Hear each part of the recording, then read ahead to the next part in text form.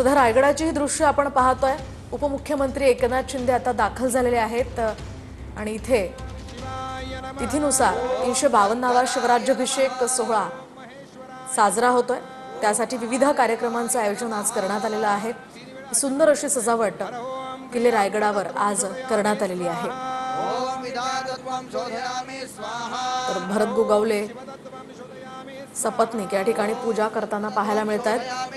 एकूणच मोठ्या संख्येने शिवभक्त आज किल्ले रायगडावर दाखल झालेले आहेत। सध्या उपमुख्यमंत्री एकनाथ शिंदे हे सुद्धा किल्ले रायगडावर दाखल झालेले आहेत। ढोल ताशांच्या पथकाच्या गर्जनेत आज महाराजांचा हा शिवराज्याभिषेक सोहळा साजरा होतोय। नागपुरात सुद्धा शिवराज्याभिषेक सोहळ्याचा उत्साह पाहायला मिळतोय।